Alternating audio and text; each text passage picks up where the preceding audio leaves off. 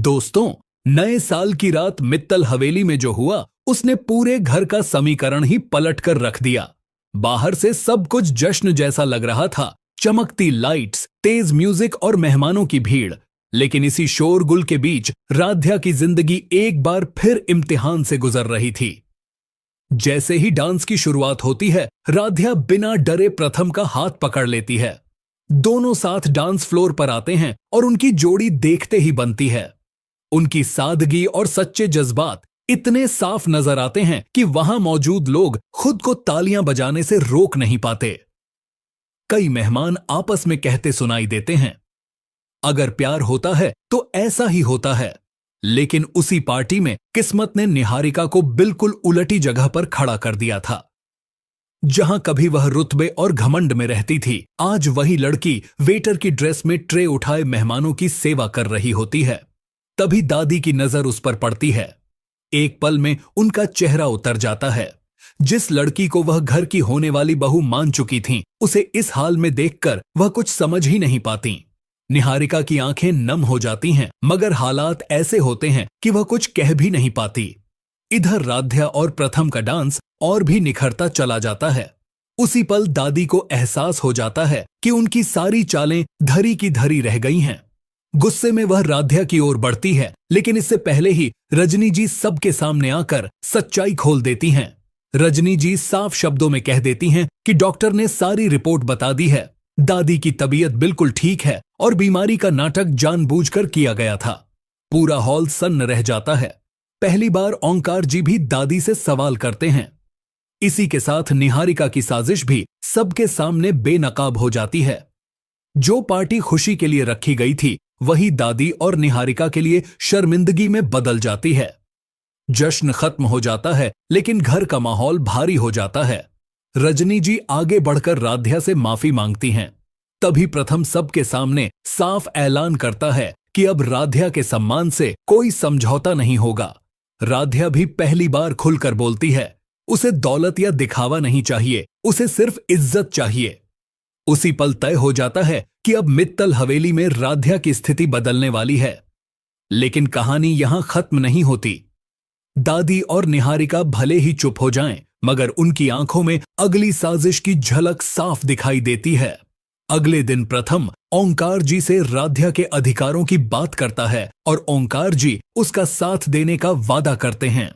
बाहर से मित्तल हवेली शांत दिखती है, लेकिन अंदर तूफान आने की पूरी तैयारी हो चुकी है। अब सवाल यही है, क्या राध्या को उसका हक मिलेगा या फिर दादी और निहारिका फिर से बाजी पलट देंगी?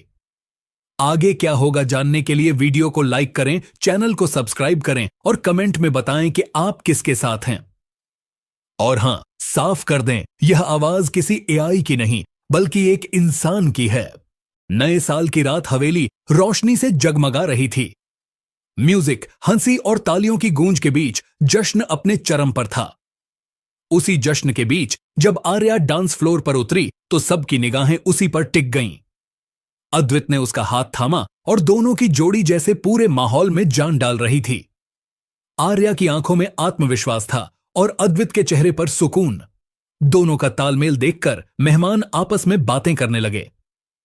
इन दोनों की जोड़ी तो कमाल है, यही असली परफेक्ट कपल है। लेकिन इसी पार्टी में एक और तस्वीर भी थी। निविका हाथ में ट्रे लिए वेटर की यूनिफॉर्म में मेहमानों की सेवा कर रही थी। चेहरे पर जबरदस्ती की मुस्कान और आंखों में छुपा हुआ अपमान। तभी बड़ी मां की नजर निविका पर पड़ी। उनके चेहरे का रंग उड़ गया। जिस निविका को वह अद्वित की बाहों में देखने का सपना पाल रही थीं, आज वही सबके सामने नौकरानी बनी खड़ी थी। निविका की नजर जैसे ही बड़ी मां से मिली, उसकी आंखें भर आईं। अपमान ने उसकी सांसें भारी कर दीं। उधर डांस फ्लोर पर आर्या अद्वित की बाहों में मुस्कुरा रही थी। तालियों की गड़गड़ाहट ने बड़ी मां की सारी चालों को उसी पल तोड़ दिया। बड़ी मां का गुस्सा फूट पड़ा। वह आर्या की तरफ बढ़ी ही थीं कि तभी अद्वित की मां सुधा जी उनके सामने आ खड़ी हुईं। सख्त आवाज में सुधा जी बोलीं, अब बहुत हो गया मां जी, डॉक्टर की रिपोर्ट हमारे पास है, आप बिल्कुल ठीक हैं। अब इस पागलपन का नाटक बंद कीजिए। पूरी पार्टी में सन्नाटा छा गया। मेहमान एक दूसरे का मुंह देखने लगे। तभी विनय जी ने भी सवाल उठाया। मां, आपने इस घर की मर्यादा के साथ खेला है। बड़ी मां के पास कोई जवाब नहीं था। निविका भी सिर झुकाए खड़ी थी। उसकी साजिशें उसी रात बेनकाब हो चुकी थीं। पार्टी खत्म हुई। हवेली में सन्नाटा फैल गया। सुधा जी ने आर्या का हाथ थामा। बेटी, जो कुछ भी हुआ उसके लिए मुझे माफ कर दो। आर्या की आंखें नम थीं, लेकिन वह चुप रही। तभी अद्वैत ने सबके सामने ऐलान किया, आज के बाद आर्या का अपमान किसी भी हाल में बर्दाश्त नहीं किया जाएगा। विनय जी ने गहरी सांस लेते हुए कहा, अब हर फैसला सबकी मौजूदगी में होगा। पहली बार बड़ी मां को एहसास हुआ कि उनकी पकड़ कमजोर पड़ चुकी है, लेकिन कहानी यहीं खत्म नहीं हुई थी। निविका की आंखों में हार के बीच एक नई आग जल उठी। अपने कमरे में शीशे के सामने खड़ी होकर उसने बुदबुदाया, आज हारी हूं, पर खेल अभी बाकी है। उसी पल बड़ी मां कमरे में आईं। ठंडी मुस्कान के साथ बोली,